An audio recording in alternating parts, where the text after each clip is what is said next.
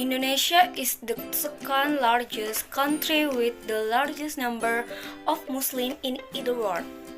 In a global research institute, Indonesia recorded that in 2010, Indonesia was in top rank as a country with the largest Muslim population in the world. In that year, it was recorded that more than 209 million Indonesians were Muslim. However, previously Indonesia embraced animism, dynamism, Hinduism, and Buddhism. Hindu-Buddhist religion and culture entered Indonesia through that context. The influx of Hindu-Buddhist cultural elements from India has changed and added to the repertoire of Indonesian culture in several aspects of life, such as the establishment of the Tarumanagara Kingdom, Singasari, Majapahit, and so on. Regarding the entry of Islam in Indonesia is the opinion of historians. Some experts argue that the arrival of Islam in the first place to Indonesia has been at the first century Hijriah or 7th century AD, and some argue that Islam only arrived in the 30th century AD, especially in the Pacific Ocean. There are three theories about the entry of Islam in Indonesia. 1. Gujarat theory. This theory is called the Gujarati theory because from the viewpoint that states the origin of the country carrying Islam to the archipelago from Gujarat.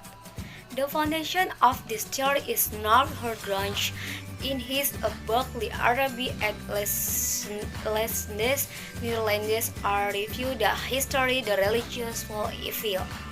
Snock Horgrunge focus more on Gujarat based on A.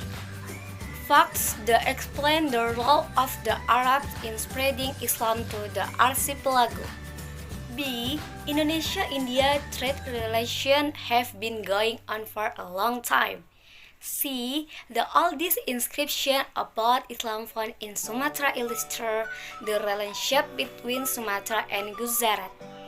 Proponents of Gujarat theory are Snock Horgrunge, Stuttgart, and Bernard H. M. Flake. Experts who support Gujarati theory focus more on the emergence of Islamic political power, namely the Sultan of Samudra Pasai. This is also sourced from the testimony of Marco Polo from Venice, Italy, who also stopped at Perak on 1292, the thought that many people in Perak have embraced Islam. 2. Makkah theory. Hamka gave birth to a new theory, namely the Mecca theory. This correction was confirmed in his speech at the 8th anniversary of the State Islamic College in Yogyakarta, 1958. Since the above speech, it was strengthened in his rebuttal at the seminar on the entry of Islam to Indonesia in Medan on March. In 1963, Hamka rejected the view that Islam entered the archipelago in the 13th century and originated in Gujarat. Gujarat is stated as a place of resting only, and Mecca as a center or Egypt or Mesir as a place for taking Islamic teachings.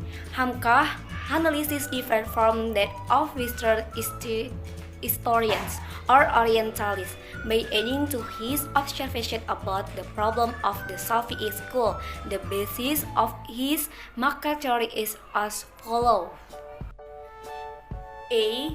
In the 7th century AD, 674, on the west coast of Sumatra there was an Islamic Arabic village. Arab trades since the 1st century AD have established settlements in Canton. This description corresponds to the Chinese news.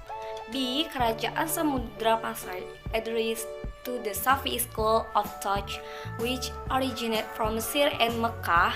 The Muslim community in Gujarat at that time embraced the Hanafi school. C. The kings of Samudra Pasai used the Al-Maliglar and the title came from Mesir.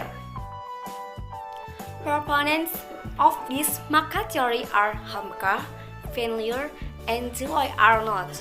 Experts who support this theory state that in the 13th century there was an Islamic empire, so the entry of Islam to the Indonesian archipelago is accurate since the 7th century AD and the role of the Arab nation itself.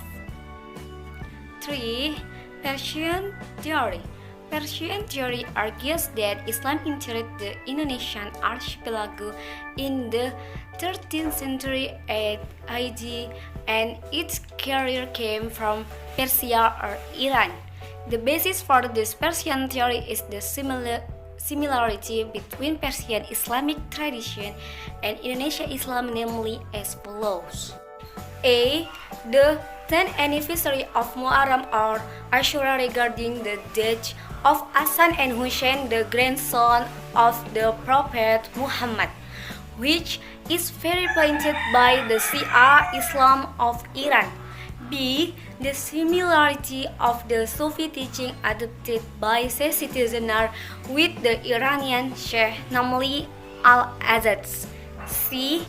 It can be concluded that Islam entered the Indonesian archipelago peacefully in the 7th century AD and experienced development in the 13th century AD. The stakeholders in the spread of Islam in the Indonesian archipelago were Arabs, Persian, and Gujarat. Segitu saja penjelasan dari saya mengenai teori masuknya Islam ke Indonesia. Mungkin dari penjelasan saya tadi terdapat banyak kesalahan. Saya memohon maaf atas kesalahan tersebut. Terima kasih yang sudah menonton video penjelasan dari saya. Akhirul kalam wabillahi taufiq wal hidayah. Wassalamualaikum warahmatullahi wabarakatuh.